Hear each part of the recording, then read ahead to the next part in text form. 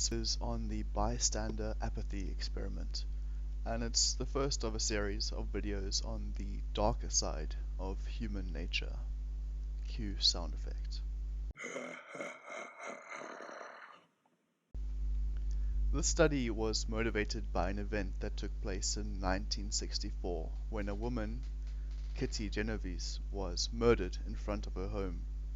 Now, generally, murders don't motivate psychological studies, though there are definitely some exceptions. What set this incident apart from the norm, though, was the fact that a newspaper reported that 38 people had heard and seen the attack, but did nothing. Surely you would think that at least one of those 38 people would have tried to help this woman, but apparently not. So let's just go into a bit more about that murder case. On March 13th, 1964, Kitty Genovese was murdered in front of her home. She parked her car a number of feet away from her apartment when all of a sudden a man named Winston Mosley chased her down and stabbed her twice in the back. Due to the excruciating pain, Kitty screamed for help, and a neighbor allegedly responded, shouting at the criminal, "Let that girl alone." Immediately after getting the attention of the criminal, Winston fled the scene and left the girl crawling towards her apartment. Several witnesses reported to have seen Winston flee the scene with his car and return 10 minutes later after the response of one of the neighbors. After seeing his prey lying on the ground, almost unconscious, he stabbed the already wounded Kitty several more times. After this, he stole the money from the victim as well as sexually assaulted her. A neighbor phoned the police and an ambulance arrived, but it was too late to help Kitty. So you would have thought that at least some of the reported 38 people would have tried to help this woman, right? But apparently not. So the question that begs answering is, why didn't they? Two scientists named John Darley and Bob Latane wanted to know if the fact that these people were in a large group played any role in the reluctance to come to aid. So they decided to set up a study to investigate this bystander effect. The two psychologists invited volunteers to take part in the discussion. They claimed that because the discussion would be extremely personal, such as, I suppose, talking about the size of their genitalia, individuals would be separated in different rooms and talk to each other using an intercom only. During the conversation, one of the members would fake an epileptic seizure, which could be heard on the speakers.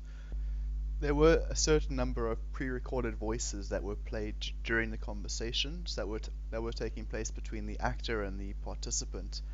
And one of the pre-recorded voices is that of an epileptic student who is having seizures.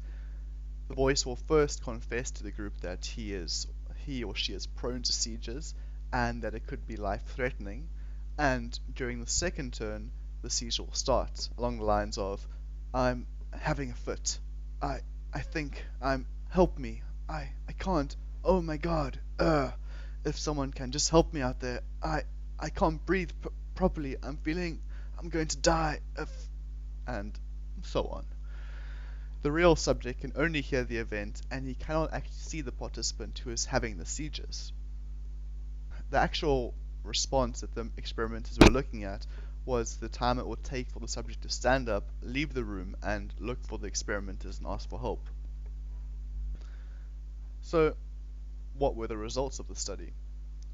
When subjects believed that they were the only person in the discussion, 85% were heroic enough to leave the room and seek some help once the actor began faking the seizure.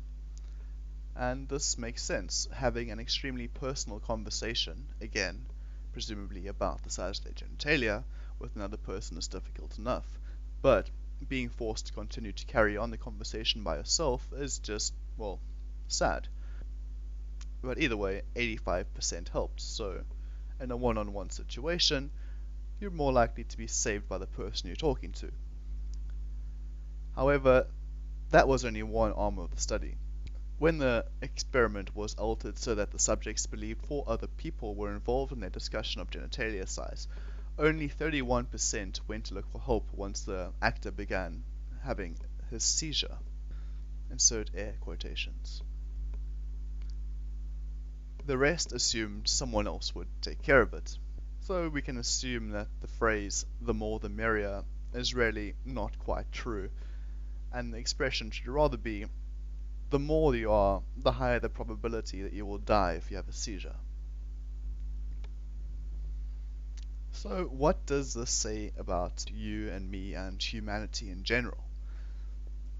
Obviously, if there is an emergency and you're the only one around, the pressure to help out increases massively. As in, whatever the outcome, because you're the only one around, you will feel mostly responsible for what happens. But when you're with 10 other people, you're only 10% as responsible.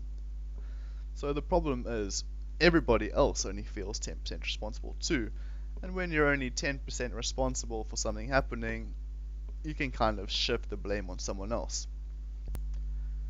Two reasons were offered to explain the bystander apathy effect. First is the diffusion of the responsibility, how we all have 10% responsibility in a group of 10 people as opposed to 100% when it's just us. This occurs when other people think that the other person will intervene, and as a result, they feel less responsible. The second explanation is pluralistic ignorance. This refers to the mentality that since everyone else is not reacting to the emergency, my personal help is not needed. Seeing the inaction of others will lead to the thought that the emergency is not that serious as compared to the perception when they are alone.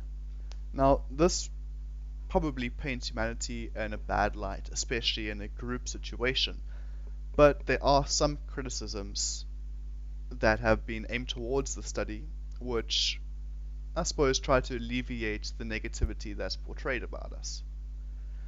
Firstly, individuals may be led to thinking that observers are more qualified to help. In times of medical emergencies, people might think that maybe a doctor is present in the scene and that the patient would be better off with the help of the doctor as opposed to themselves not being qualified and perhaps making the situation worse. Some people may be too self-conscious that they don't want to give off negative images to other bystanders, and for them to avoid this occurrence, these individuals simply do not respond to the emergency.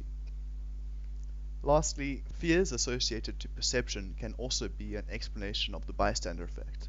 Such fears include being outranked by a superior helper, or being rejected when offering one's help, or having to deal with the legal consequences of offering inferior or even worsening assistance. And that's it for the bystander effect video. I hope you found it interesting. If you did, give the video a like and perhaps even subscribe to the channel. And I will be doing a few more on the darker side of human nature.